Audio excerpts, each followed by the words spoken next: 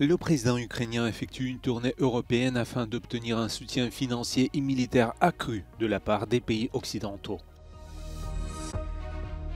22 morts et plus d'une centaine de blessés dans la nuit au cœur de Beyrouth, des immeubles occupés par le Hezbollah selon l'armée israélienne.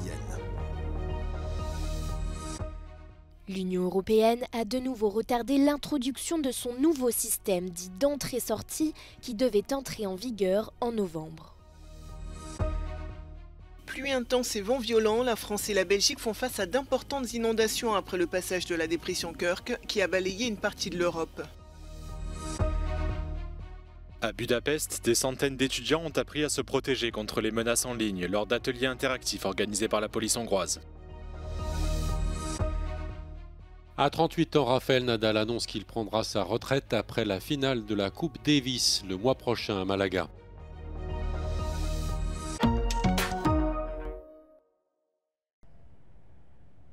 Ukrainian President Zelensky arrived in Rome on Thursday as part of a European tour aimed at securing more military and financial support from Western countries as US aid hangs in balance ahead of the next presidential election in November. As we know, Ukraine faces its toughest winter since the beginning of the full-scale invasion in 2022. Zelensky has had a full schedule in Europe. Early on Thursday, he met with British Prime Minister Starmer and NATO Secretary General Mark Rutte in London. He outlined what has been described as his victory plan to defeat Russian forces. The plan was expected to be presented at a meeting in Germany this week, but the meeting was later postponed after US President Joe Biden had to cancel his visit. But the plan has been pretty much at the center of Zelensky's discussions in European capitals.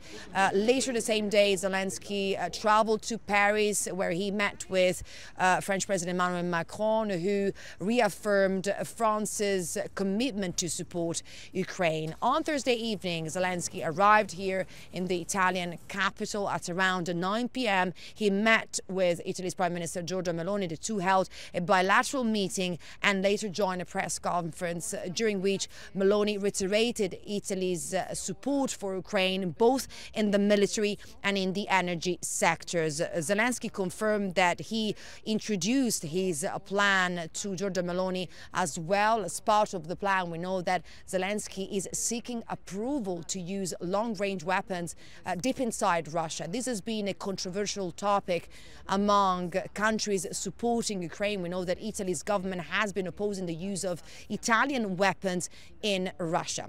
On Friday, Zelensky is scheduled to have an audience with Pope Francis in the Vatican, and later the same day he's traveling to Germany to meet with German Chancellor Scholz. Giorgio Orlandi for Euronews in Rome. Au moins 22 personnes ont été tuées et 117 autres blessées lors de frappes aériennes israéliennes sur deux zones densément peuplées du centre de Beyrouth. Les raids aériens dans la capitale libanaise ont apparemment visé simultanément deux immeubles résidentiels dans des quartiers distincts. L'armée israélienne a affirmé que ces zones étaient tenues par des militants du Hezbollah. Les frappes israéliennes sont plus fréquentes dans la banlieue sud de Beyrouth où le Hezbollah a basé la plupart de ses opérations. Ces frappes de jeudi font suite à une année d'échanges entre le mouvement islamiste et Israël qui ont dégénéré en guerre ouverte au cours des dernières semaines. Israël a intensifié ses frappes lourdes sur l'ensemble du Liban, a tué le leader du Hezbollah, Hassan Nasrallah, et des dizaines de commandants du groupe et a lancé une opération terrestre à la fin du mois de septembre. Le Hezbollah a étendu ses tirs de roquettes à des zones plus peuplées à l'intérieur d'Israël, faisant peu de victimes mais perturbant la vie quotidienne des citoyens israéliens. Le mouvement chiite libanais, qui est idéologiquement aligné sur le Hamas, a commencé à tirer des roquettes sur Israël le 8 octobre 2023 en soutien des Palestiniens de Gaza. Le conflit a déjà déplacé des dizaines de milliers de personnes des deux côtés de la frontière.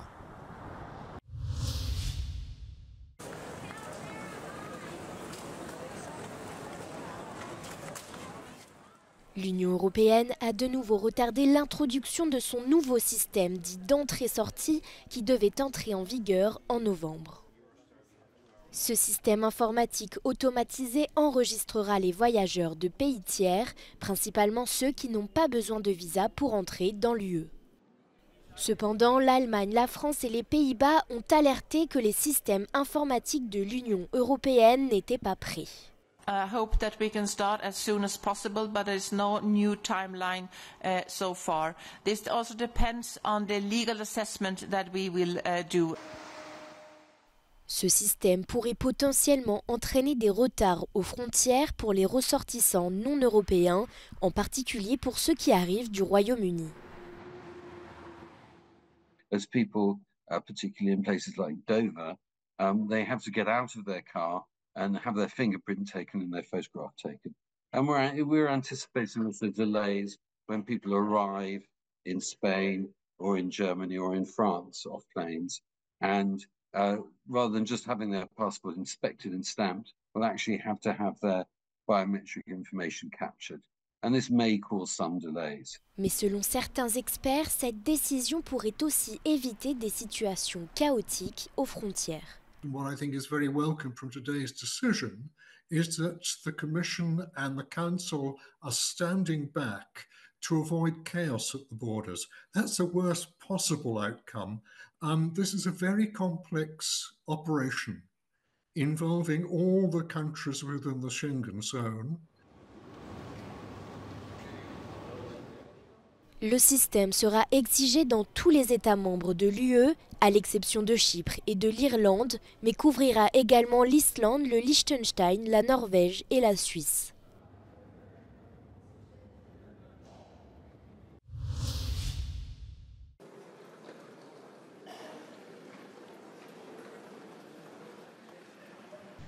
The French government unveiled its draft budget plan for 2025 in Paris on Thursday, and it's quite a touchy subject considering that France's public deficit is expected to reach more than 6% of its GDP by the end of the year. That's higher than almost all other EU countries, and the government's goal is to slash 60 billion euros in 2025 alone. That's 2% of its GDP. It's quite an unprecedented amount, and to do this, the Minister of the Economy, Antoine Armand, announced an eye-watering 40 billion euros in public spending cuts that will cover pretty much all ministries. So it's quite an unpopular measure among his own government. And local territories will also be asked to cut more than 5 billion euros, which has caused quite an uproar among France's mayors. And the rest of the 20 billion euros will come through exceptional and temporary tax hikes that will concern the wealthiest incomes and also the highest earning corporations. And the budget plan will also face intense scrutiny from the EU Commission that formally warned France back in June of its excessive public spending. And although the government claimed it's open to debate, well, the current fragmented political landscape could push Prime Minister Michel Barnier to adopt the text without a vote using the controversial Article 49.3 of the French Constitution. Sofia Katzenkova reporting from Paris for Euronews.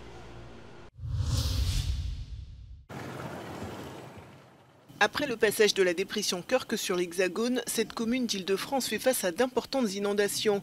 En 24 heures, dans ce département, il est tombé l'équivalent de 3 semaines de précipitations. Même si les fortes pluies se sont affaiblies, la Seine-et-Marne et l'Eure-et-Loire sont les 2 départements français toujours placés en alerte rouge. Selon le Premier ministre, la tempête a nécessité 3700 interventions des pompiers à travers le pays.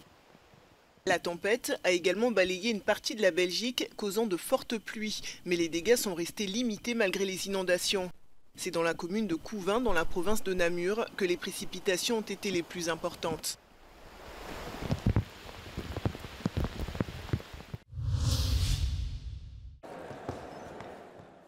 Des centaines d'étudiants de Budapest ont appris à se protéger contre la fraude en ligne lors d'un cyberfest organisé par la police. Dans le cadre d'ateliers interactifs, des agents des services secrets hongrois ont expliqué aux jeunes les risques posés par les pirates informatiques et certains influenceurs. 23 iskola, 34 osztálya, közel 1000 diáknak van lehetősége mai nap részt venni a programjainkon, és hát az a célunk, hogy élményközpontú programokat kínáljunk, és nem titkolt célunk az az, hogy úgy szerezzenek ismeretet a hallgatók, diákok, hogy esetleg nem is tudják, hogy éppen ők tanulnak, és új ismereteket visznek haza.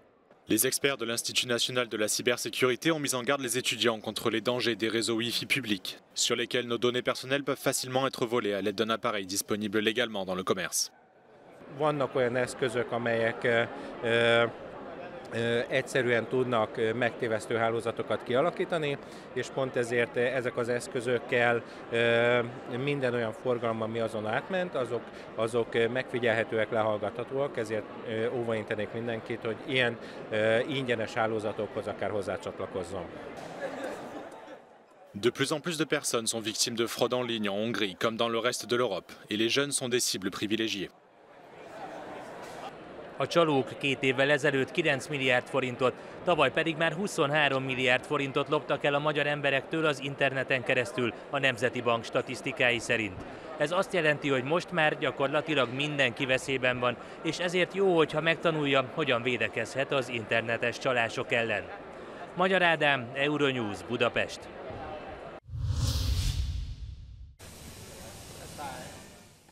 Rafael Nadal annonce qu'il prendra sa retraite après la finale de la Coupe Davis avec l'Espagne, prévue du 19 au 24 novembre à Malaga. Ces 20 dernières années, Nadal a remporté 22 titres du Grand Chelem.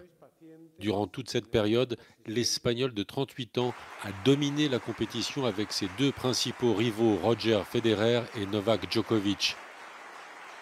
Rafael Nadal a remporté 14 fois Roland-Garros et reste le maître absolu du tennis sur terre battue. Dans une annonce sur les médias sociaux, l'Espagnol a indiqué que sa décision était liée à des problèmes de blessures persistants.